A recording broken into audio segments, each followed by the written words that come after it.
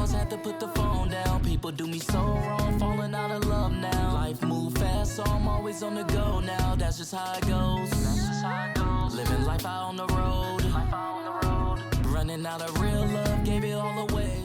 It's me, SimbaTv, bang! What is good, YouTube fam? It's your boy Simba coming back here again with another reaction video for you guys today. For today's reaction video, we got the worst attempt at cooking on the internet. Damn, man. It's been a while since I've seen you guys. It's been exactly a month. And I miss you guys, man. You know, I just been kind of burnt out, y'all. I'm not even gonna lie to you. I've been kind of burnt out. Just kind of trying to get my mind right and trying to figure out what I'm gonna do to move forward with YouTube and things of that nature. But, you know, we'll talk about it sooner or later, man. We'll talk about it, you know. But I'm back. I'm back to posting videos and I'm ready to get it back lit, man. We gonna get it back lit, y'all. I miss you guys. I know you guys miss me. Thank you for all the support, all the messages, all the love, and just reaching out to everybody, making sure I was good and stuff like that. I've been good, man. Just haven't really been posting on YouTube. I've been posting on my Patreon, though. I post like every day on my Patreon. So if you're not a member over there, man, go become a member, man. Go support me, support your boy. We be doing Family Guy, Robot Chicken, everything over there, man. So y'all become a member of the Patreon. All links are down in the description. But we back, man. We back with the worst attempt at cooking on the internet. Let's get it.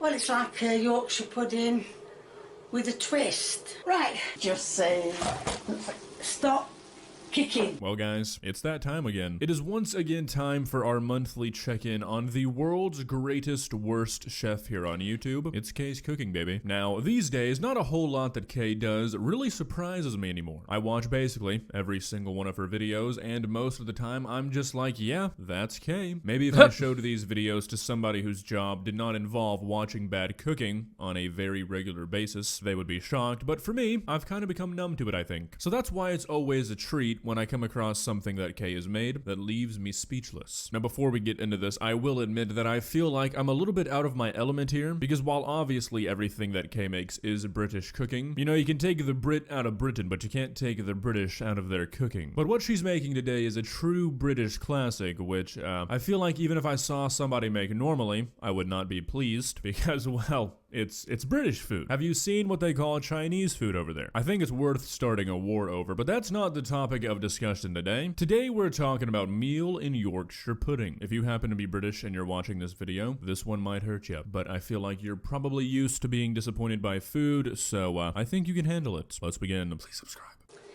Hi people, and I'm back cooking again. And today I'm going to be doing, well, it's like a Yorkshire pudding with a twist. Alright, so I've had Yorkshire pudding once in my life, so I'm not claiming to be an expert on the matter, but I do know what it's kind of supposed to taste like, I think, and I feel like I have a decent understanding on the uses of Yorkshire pudding. This twist that Kay is talking about, I don't think it's been approved by the National British Culinary Institution. I've never seen this technique before, and based off the comment section of this video, I don't think anybody else has either. Now, as is tradition on this channel, we're gonna skip the making of the dough, because unless Kay just poured like drain cleaner into the mix, I don't think I'd be able to call out anything going wrong. I'm not really a dough guy. I do watch a lot of the Great British Baking Show, but I don't know why anything goes wrong in that show. All I know is that Paul is just kind of weird. Now I have got my pan. You was told never to have the handles out.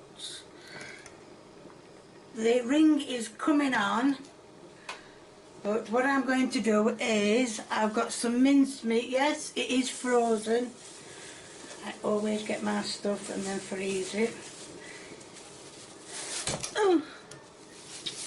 There we are. Alright, so I think one of Kay's biggest problems, and this might come out sounding kind of mean, but I've been observing Kay for a long time now. I feel like I have the qualifications to make this claim. I feel like maybe she doesn't understand temperature, because we just heard her say that this is a frozen block of meat, and she just put it into a pan with oil, and the room is silent. I mean, this pan should be hot, and the oil should then be made hot, and then you put your meat in. Especially if you're trying to just cook frozen meat straight out of the freezer. I genuinely think this is what makes a lot of Kay's food not turn out too well. She basically just nukes everything she makes in the slowest way possible. I don't think she preheats her oven, she doesn't heat up her pans. So it's like being slowly warmed up, not really cooking correctly, and then she just cooks it until burnt. Because there's never a consistent temperature. I don't know, that's my theory. As you can see, the mincemeat, yeah, I'm back to beef again, is, is breaking up slowly. It's not, look, you can see it's not been on the other side. Part of it is, but it's not. That looks but yes, so the mincemeat is browning nicely when it all breaks. Oh. Alright, Kay, another tip. You really want your pan lined up over that silly little circle on your stovetop. I have a feeling, okay, I'm just guessing here, since about 2 inches of your pan is just completely hanging off of your stove here, that is not happening. We're not achieving such an alignment. Of course, it's not going to be perfect, but strive for as close as you can get. Right, you can see I've put the onions in with it. There's still a bit that's frozen. I'm trying to keep that in the middle. Keep that. Keep taking bits off it. Okay, so I think this is a great example of the issue I'm talking about. I've cooked frozen ground meat plenty of times before. I'm guilty of it. Patience is not always my best quality, and it takes 3, maybe 4 minutes to get it unthawed. This has been sitting in here for what I'm guessing is at least like 10 or 15 minutes, and most of the meat is still not even browned. I can't tell because all stoves are obviously different, but from the last clip we looked at, if the knob format of my stove and Kay's stove are similar, she's got this burner on the lowest heat. I mean, come on, Kay, take off the gloves, put this bad boy on like 7. I would much rather eat burnt ground meat than raw ground meat. Facts, though. You can see that I am adding not much salt left in there, but salt.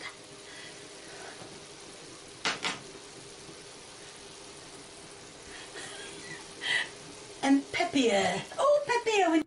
Look, man, I'm not the best chef, you feel me? Like, I could dibble dabble in the kitchen. I be whipping it, you feel me? Just a little bit. Like, but I go to YouTube for my recipes and shit. You know, they show me how to cook it. They show me how long it's supposed to be. My thing is, if you trying to cook whatever she cooking right now, right? And you don't really know how to cook it and you YouTube it and this video show up, like, you probably gonna make a couple people sick because there's somebody out there that's watching that like, oh yeah, like, this is how you cook, like, you feel me? Like, this is bad. This is bad. I hope no one follows this. I really, really hope no one follows this. We need a name for salt. We need a name for the salt. Ooh, nailed it, Kay. I think you got that perfectly. I believe the preferred ratio of salt and pepper to 1 pound ground meat is 6 granules each, and not a single one over. I mean, seriously, what is going on in Britain? Obviously, there's the meme that they invaded all these places for the spices and then they don't use them. Why? I mean, you guys know it makes your food taste good, right? It's not just for looks. I mean, seriously, I can only let British food slide so far. What happened? It's also important to keep in mind that frozen block in the center, it's still not fully thawed. It's been who knows how long since she started cooking all of this ground beef. I mean, we're already 10 minutes through the video, so who knows how long that translates to in real life. I can't say a specific number, but I know it's too long for ground beef to not be cooked yet. I'm not turning the heat up yet, because there's still some bits sitting at that hasn't fully got cooked. Okay, I'm really trying to understand the thought process here. She's not gonna turn the heat up yet because there is still ground beef that hasn't cooked. Okay, yeah, no, I can't understand that, so I'm not even going to try. So the pudding is now doing, the mincemeat is done, the vegetables in that one is done. The spud potatoes, they need mashing. Oh, I'm going to peel my hands again, but never mind, it needs doing. So I'm going to get on with mashing the spud potatoes while the pudding is doing. Right. Alright, so I'm not British, and I've never claimed to be, don't worry, but I don't think Yorkshire pudding is supposed to look like that. I think what Kay has actually made here is a yoga mat. I didn't know this is how those were made, but hey, I guess you learn something new every day. Like I said, I've only had Yorkshire pudding once, but I know it's not supposed to look like this. Is this something that can happen if you just kind of mess up the cooking process, or did Kay make something entirely different here? So I'm going to take the middle out, cut the middle out. Oh, come on. I'm going to take the middle out. No, I'm not. I'm going to cut it properly. Right, now I've cut it out. You can see it's cut. I don't want to lift it up because I don't want to... But you can see it's cut. Okay, am I losing my mind here? Why does Kay feel the need to raise up the Yorkshire pudding to show us that it's been cut? We can see the hole. Don't worry. That is cut. Anyway, now, oh wait a moment. Right, I'm just going to focus on the pud. I stand by my comments of certain people do not deserve the internet or a phone. Like, things like this should not be posted on the internet. You know, like, you should always have someone around you that is like, yo, you probably shouldn't post that because this just is odd. Like, the camera setup is odd. The kitchen is dirty. Like, your walls are dirty. Your food looks uncooked. Like, you probably shouldn't post that, you know? Like, let's be real here. Don't post that on the internet. You need somebody, you need some real niggas around you to be like, yo, that's just not it, chief. That's not it. You should probably scrub your wall or something, or, you know, at least scrub your kitchen before you just start putting shit on the internet of you cooking uncooked food. Like, and I'm going to put mincemeat, excuse me using my fingers, they are clean, they get washed every time. So that is, come on Kay, you've got plenty of mincemeat. nah, that's crazy. Nah, that's wicked. Chow time. You know, that's giving me PTSD, y'all. I don't like that. I don't like that at all. I don't like that at all. That right there, that's that. You feel me?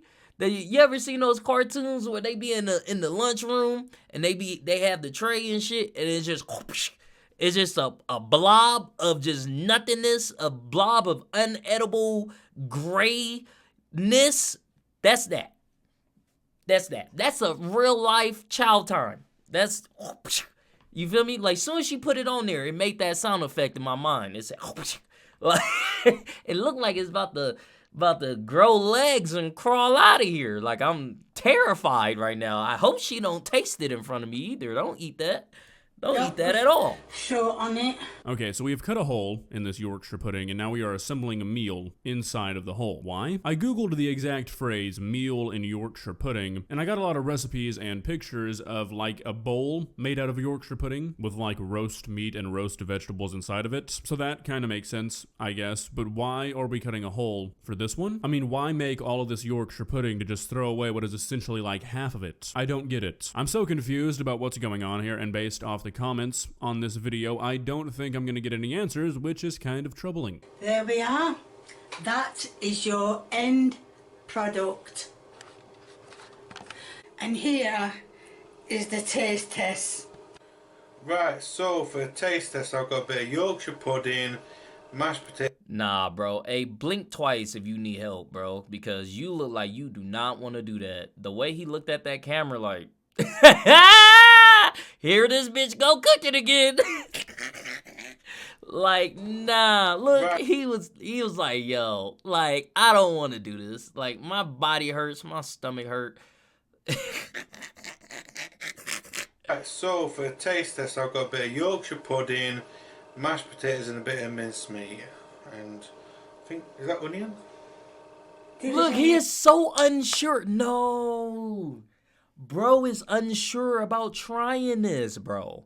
There's no way. Free my guy. Look, he is Yorkshire unsure. pudding, mashed potatoes, and a bit of mincemeat. And Look how he look up at is her. that onion? Look at the face, the curiosity of what the fuck is this? This ain't no pudding. This ain't no Yorkshire pudding or whatever it's called, man. He like, I know what I'm supposed to be eating and looking and smelling. This ain't it. He don't want that. He don't want that one bit, bro. There's nothing on his face that seems joyful right now, but he's being a good person, a good partner, or whoever he is to her. And he's trying to help her out and be like, yeah, you good at cooking. But sometimes you just gotta be like, you know what, man? I'm a real nigga. I'm gonna stand 10 toes on that. Never cook again. You know what? Matter of fact, like, we gonna hire a chef or something. Like, we gonna get you some cooking classes, you know? Like, God, dog.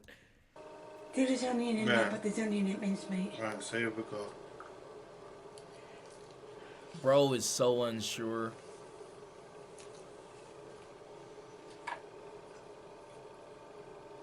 Nah. He don't want to swallow that, bro. Just spit it out. See? A nigga like me, you gonna come around, you gonna get your feelings hurt, baby girl. You gonna get your feelings hurt. Stop it. Yorkshire pudding's a bit dry. Lee tells it how it is, and I like it, baby. He's not gonna sugarcoat it. He won't start with the positives. If your food is bad, he's gonna let you know. Except not really, because he's not gonna have a single positive thing to say about this entire dish, yet he's still gonna give it a thumbs up. So really, the thumbs up is beginning to lose all meaning. My life is in shambles. Probably did it too long. Mincemeat, not much flavour to it. Never is. Damn, why is she so What? aggressive? Put salt and pepper Never in it. is. Alright, so I'm really trying to wrap my head around all this, trying to get into the mind of a British person. What's going on? So she instantly acknowledges that the minced meat is always flavorless. Okay, if you know that your minced meat is always flavorless, why don't you add more to it? Like, do British people think that you just can't make food taste good? I'm not trying to be mean, okay? But like, that line of thinking, I don't get it. Because it proves that Kay is not like accidentally making this stuff flavorless. She knows what she's putting in it is not adding any flavor, yet she continues to do it. Why? Food is supposed to taste good. I don't understand. Apart from that, mashed potatoes are actually fine. Not too like sloppy, not too unsloppy. Dry. Yeah. So yeah, apart from the Yorkshire pudding being dry and mincemeat having all the flavour, hardly any flavour, thumbs up. At Yeah, least it whatever. weren't too bad.